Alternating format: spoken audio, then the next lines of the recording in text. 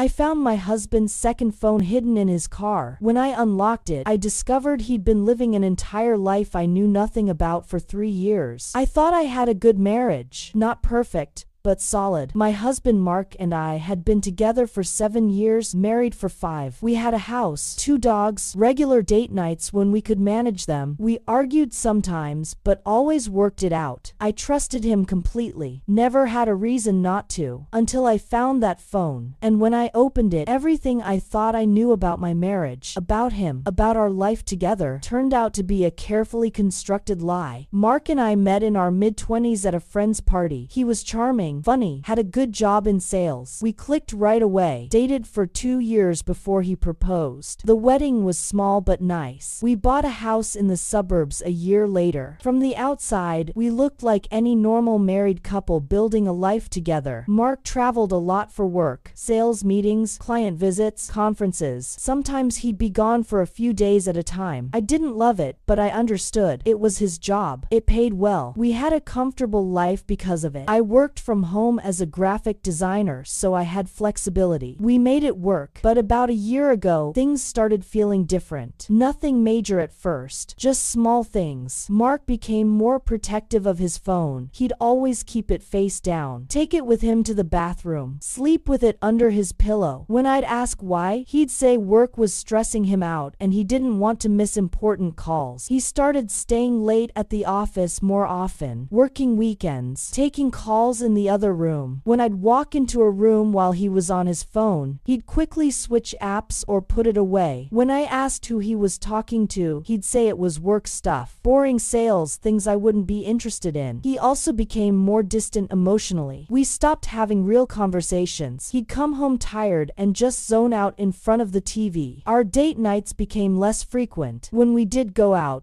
he seemed distracted, always checking his phone. I tried talking to him about it, asked if something was wrong. He'd say everything was fine, just work stress. He'd be better once this big project was done. But the project was never done. There was always another one, always another reason he was busy and stressed and distant. I started noticing money issues too. We had joint accounts, but also separate ones for personal spending. I noticed our joint savings was lower than it should be. When I asked Mark about it, he said he'd made some investments, that it was all fine. I didn't push it because I trusted him. Looking back, I should have seen the signs, should have pushed harder for answers. But I didn't want to be that wife, the suspicious one who checks her husband's phone and questions everything. I wanted to believe him, wanted to believe our marriage was fine, and I was just being paranoid. Then one Saturday morning, everything changed. Mark had left early to play golf with clients. At least that's what he said. I was doing laundry and grabbed his gym bag from the car to wash his workout clothes. When I unzipped it, I found a phone. Not his regular iPhone, a cheap Android phone I'd never seen before. My stomach dropped. Why would Mark have a second phone? I stood there in the garage holding it, my hands shaking. Part of me wanted to put it back and pretend I'd never found it, but I couldn't. I needed to know. I took it inside and tried to turn it on. It was locked with a passcode. I tried a few obvious combinations. Our anniversary, his birthday. Nothing worked. Then I tried our dog's name plus the year we got married.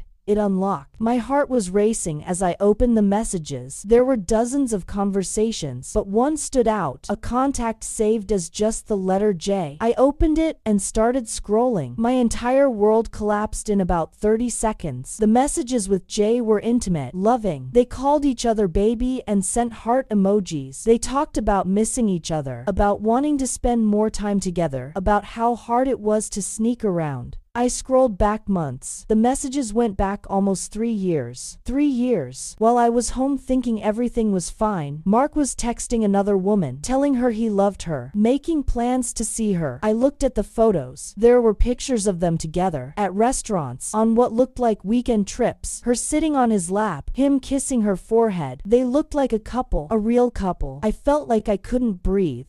I sat on the kitchen floor with that phone in my hands reading message after message, learning about a version of my husband I didn't know existed. But it got worse. I found bank account information in his email on that phone, a separate account I didn't know about. He'd been transferring money from our joint savings into it, thousands of dollars over the past 2 years. I logged in using the password saved in his email. The account showed regular payments to an apartment complex I didn't recognize. He had an apartment, a whole separate apartment. I looked up the address. It was about 40 minutes away in the next town over, close enough to visit easily, but far enough that I'd never randomly run into him. I went through his calendar on the phone. It was full of entries marked with just initials or vague descriptions. Dinner with Jay, weekend away, meeting at the apartment. The dates lined up with times. He told me he was traveling for work or out with clients. I found receipts for expensive dinners, hotel rooms, jewelry I'd never seen. He was spending our money on her, on this secret life he'd built while lying to me every single day. I checked the GPS history. He'd been to that apartment dozens of times, sometimes staying overnight, sometimes just for a few hours, all while telling me he was working or golfing or at some sales meeting. The more I dug, the worse it got. There were messages about covering up the affair, about making sure I didn't find out, about how he had to be more careful after I'd asked questions about money. They joked about me, called me clueless, said I was too trusting, too easy to fool. I found a message from just 2 weeks ago where he told her he was thinking about leaving me, that he was tired of living a double life. But he needed to figure out the finances first, needed to make sure he protected his assets. He was planning his exit strategy while I was home thinking we were building a future together. I sat on that kitchen floor for hours reading everything. By the time I heard his car pull into the driveway, I'd seen it all. Every lie, every betrayal, every moment he'd looked me in the eyes and lied about where he'd been and who he'd been with. Mark came in through the garage, looking relaxed. He'd actually been playing golf. I could tell by his clothes and the sunburn on his neck. He smiled when he saw me and asked what I was up to, like everything was normal. I held up the phone. His smile disappeared. His face went pale. He started stammering, asking where I found that. I didn't say anything, just stared at him. He tried to explain, said it wasn't what I thought, that he could explain everything. I asked him who Jay was. He said just a friend, a work friend. I asked why he had an apartment I didn't know about. He said it was for work, a place to crash when he worked late instead of driving home. I asked why he'd told this work friend he loved her. He didn't have an answer for that. I told him to get out. He tried to argue, tried to say we should talk about this, that he'd made mistakes but we could work through it. I told him to get out or I'd call the police and have him removed. He left, went to his car and drove away without another word. After Mark left, I sat there trying to process everything. 3 years. He'd been cheating for 3 years, living a double life, spending our money on another woman, planning to leave me while pretending everything was fine. I could have fallen apart, could have cried for days and begged him to come back and explain, but I didn't. I was too angry, too hurt, and honestly, too determined to make him pay for what he'd done. I started planning. I wasn't going to just let him walk away and start his new life with Jay like nothing happened. I was going to make sure everyone knew what he'd done. Make sure there were consequences, real consequences. First, I called a lawyer, explained the situation, sent them screenshots of everything on the phone, the messages, the bank account, the receipts. They said I had a strong case for divorce, that Mark's hidden assets and infidelity would work in my favor. They started drawing up papers immediately. Then I went to the apartment. I needed to see it, needed to see the physical space where my husband had been living his other life. I parked across the street and watched for a bit. It was a nice complex, modern, expensive. Our money had paid for this. I walked up to the building and found the unit number from the bank statements. I knocked. A woman answered, mid-30s, blonde, attractive. She looked confused. Asked if she could help me. I asked if she was Jay. She said her name was Jessica. Asked how I knew that. I told her I was Mark's wife. Her face went white. She tried to close the door, but I stopped her. I said I wasn't there to fight. I just wanted her to know the truth. That Mark was married, that we'd been together for 7 years, that everything he'd probably told her about our marriage being over or us living separate lives was a lie. She started crying, said she didn't know, that Mark had told her he was divorced, that he'd shown her fake paperwork, that she'd been dating him for 3 years and never suspected he had a wife at home. 3 years, the same timeline as the messages, so she hadn't known. He'd lied to both of us, built this whole fake fake life where we both thought we were the only one. Jessica said she was sorry, that she would have never dated a married man if she'd known. I believed her. She was as much a victim of Mark's lies as I was. I gave her my number and told her to call if she needed anything. Then I left. Over the next week, I executed my plan, step by step. First, I froze all our joint accounts, transferred half the money into a new account in just my name. The lawyer said I was entitled to it. Mark called furious, saying I'd locked him out of our money. I told him he should have thought about that before spending it on his secret apartment. Then I changed the locks on the house. He showed up trying to get in and couldn't. He stood on the porch yelling about how it was his house too. I called the police and told them my husband, who I was divorcing, was trying to force entry. They told him to leave, that until the divorce was settled, he needed to stay somewhere else. I sent divorce papers to his office, had them delivered during a big sales meeting so all his coworkers would see. He called me screaming about how I'd embarrassed him. I told him he'd embarrassed himself by being a lying cheater for 3 years. I also sent a detailed email to his entire family, his parents, his siblings, everyone. Told them what he'd done. Attached screenshots of some of the messages. His mom called crying, said she couldn't believe her son would do something like this. His dad called and apologized, said they'd raised him better. They both said they supported me and would testify on my behalf if needed. Jessica called me too, said she'd broken up with Mark, that she felt sick knowing she'd been part of hurting someone. She said Mark had been blowing up her phone, begging her to talk to him. She blocked his number. We stayed in touch for a while after that, both of us trying to heal from what he'd done. The divorce took 6 months. Mark tried to fight for more money, but my lawyer destroyed him with the evidence, the hidden account, the apartment he'd rented with our joint funds, the proof he'd been lying and cheating for years.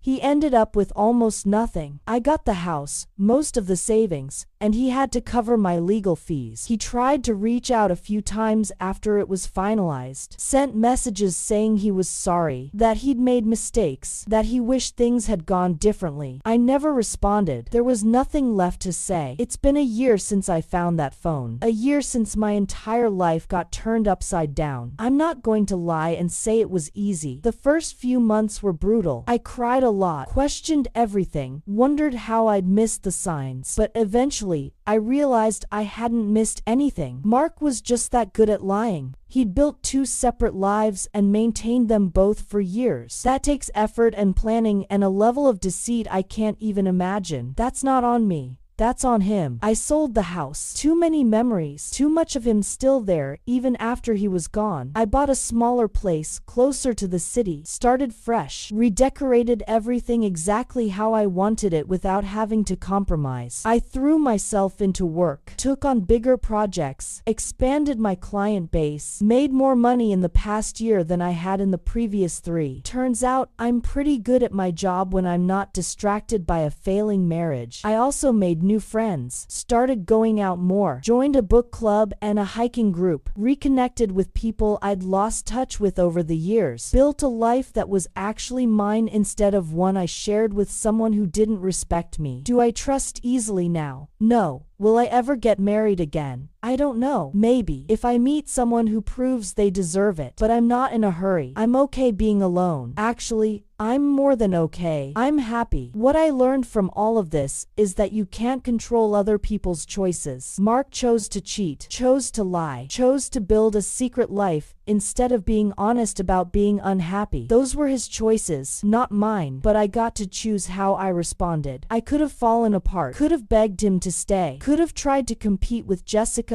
or blame myself for not being enough. Instead, I chose to be strong, chose to fight for what I deserved, chose to walk away with my dignity intact. If you're going through something similar, here's what I want you to know. It's not your fault. You didn't cause someone else to lie and cheat. You don't deserve to be betrayed. And you're strong enough to get through this and come out better on the other side. That second phone destroyed my marriage, but it also freed me from a man who didn't value me, from a relationship built on lies, from a future that would have been full of more betrayal. I'm grateful I found it when I did. Grateful I learned the truth before wasting more years on someone who didn't deserve them. And grateful I had the strength to walk away instead of staying and accepting less than I deserved. Subscribe if you've ever had to rebuild your life from scratch and came out stronger.